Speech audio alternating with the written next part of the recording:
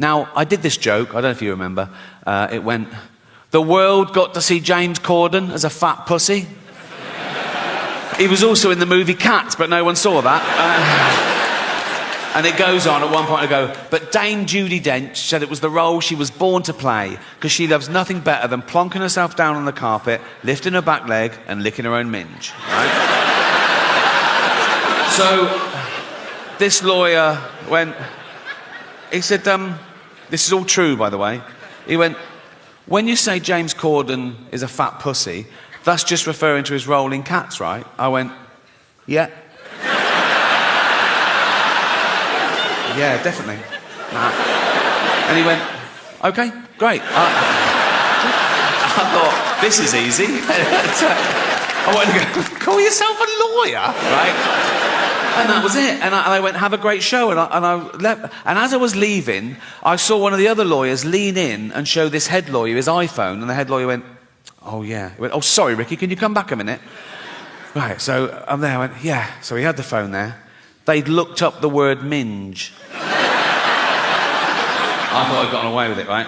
So it's now like I'm getting told off. And the head lawyer said, now it says here that the word minge is a derogatory term for female genitalia. I went, well, yeah, it's a slang word for vagina in England. You don't even use it here, do you? He went, no, we don't, but we go around the world, and with due diligence, now we know it's derogatory, we'll have to bleep that word live. I went, don't bleep the word, like, because people at home won't know what I've said. It'll ruin the... I said, it's literally the punchline. He said, if it's derogatory, I have to... I said, well, what word could I use that you wouldn't bleep? And he went, well, you could say vagina. I went, I'm not saying vagina, right?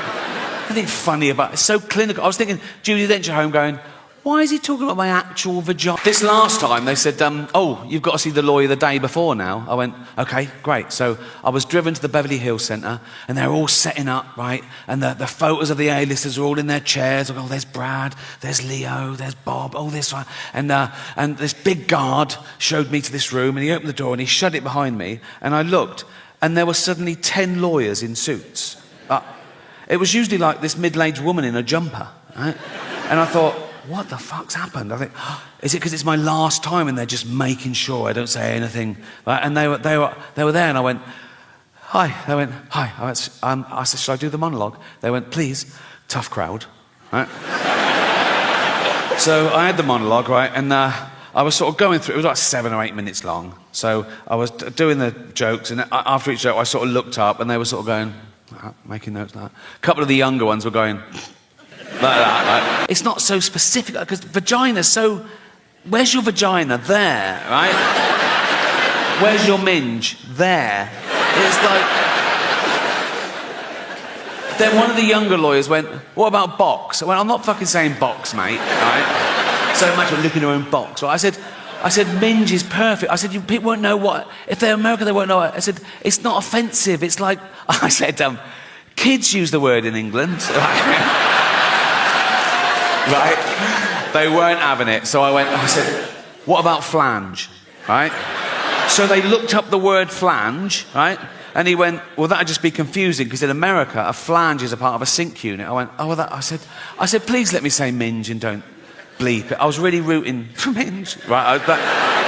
It was like 12 Angry Men. I go, no one's leaving till I can say minge. Right? And after about 10 minutes, I wore them down. Whatever they said, that won't work. So I was going, please. I said, I'll write them. You won't get any complaints and all this sort of... And eventually, the head lawyer went, okay, you can say minge. I went, and you won't bleep it? He went, no, we won't bleep it. I went, you promise? He went, yes. And I left. I knew they would.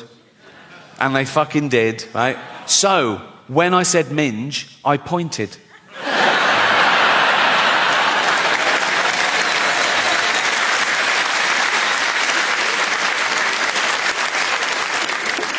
The most frequently asked question I get about the Golden Globes is always... Story, I was 7 years old, right? And I'd been playing in the park, and I came running in, and my mum went, Ricky, come here, sit down. There must have been a local pedo incident, right? And my mum went, never go in the toilets in the park again. And I went, why? She knew she couldn't explain paedophilia to a 7-year-old, right?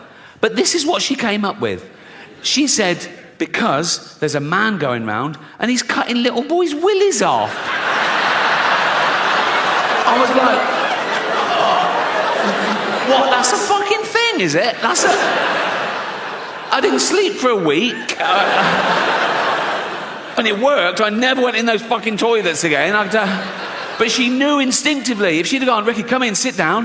What's the matter? Never go in the toilets again. Why not? There's a paedophile. What's a paedophile? Oh, he's a man who gives you sweets and puppies. Bring it on, you know. At 7 years old, I'd wank off anyone for a puppy. I'd be like that, wouldn't it? Be like that.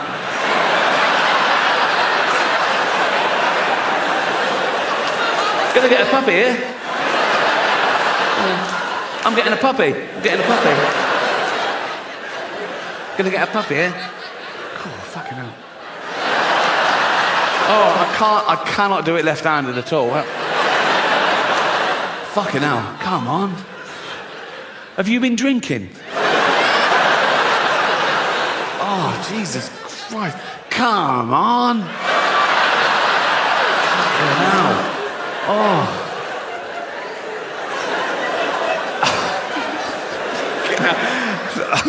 I've started, so I'll finish. Oh, fuck me. Oh, what sort of puppy is it? A what? A Labrador? Throw in a kitten, I'll give you a blowjob. I'll go over that again, because you probably don't notice it as much as comedians, but we've had a really weird 10 years where we're really second-guessing, going, is that okay? I don't know what they're... People could find anything offensive, but we pushed back and we won, so fuck them.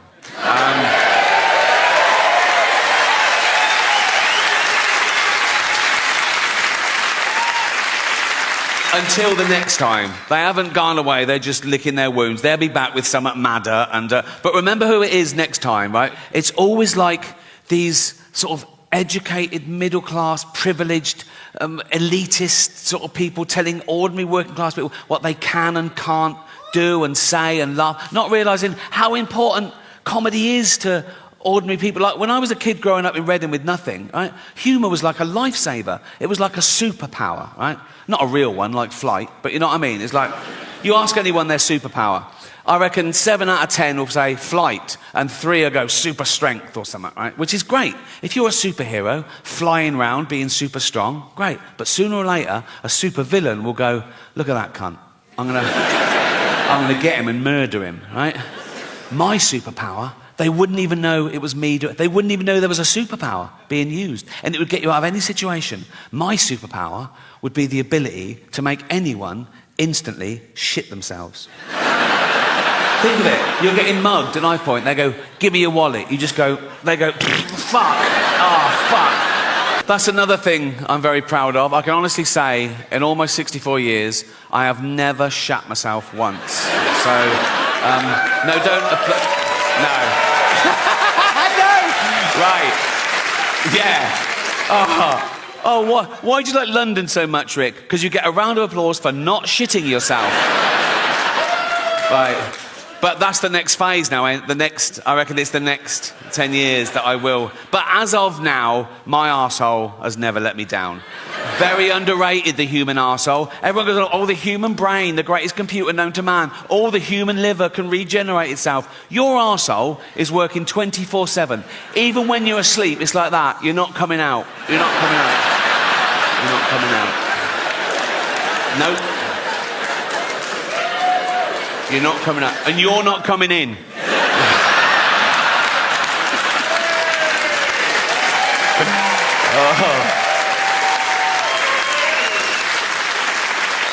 Because it's like a sewer in there, isn't it? But you've got a lovely little manhole cover. Think of that in real life. Walking along a pavement, it's lovely pavement. If that burst, and you know what's in a sewer, don't you? Piss and shit and cum and dead goldfish, fetuses. In China, just the girl ones. Relax. Oh, fuck, I'm back. You know what I mean? They can transplant every organ now. Whatever's got... Transplant every organ. Not your brain. That wouldn't make sense. You are your brain. So that would be an everything else transplant, wouldn't it? But I'd sign up for that. I don't care about this. It's to get this round. If I could leave £1 million to science. So when I died, my body's crushed, killed instantly, but my head's intact. They keep that on ice, wait for a body donor. Some poor bloke gets his head crushed, put my head on his body, and I'm back. I know. Statistically, I will get a bigger penis as well, so the odds are in my favour there, trust me. I wake up in the future, I see the scar, and I go, oh, that's all right. You know what I mean? I go, oh, you've always wanted a big knob? I go, yeah, I've always wanted a big knob. I go, let's have a little bit of me time. So and I start, but then every time I look down, I go, oh, that's not my knob. Do you know what I mean? I go, oh, that's not my knob. Oh, that's not my knob. It's not my hand either, carry on. It's like, you know what I mean?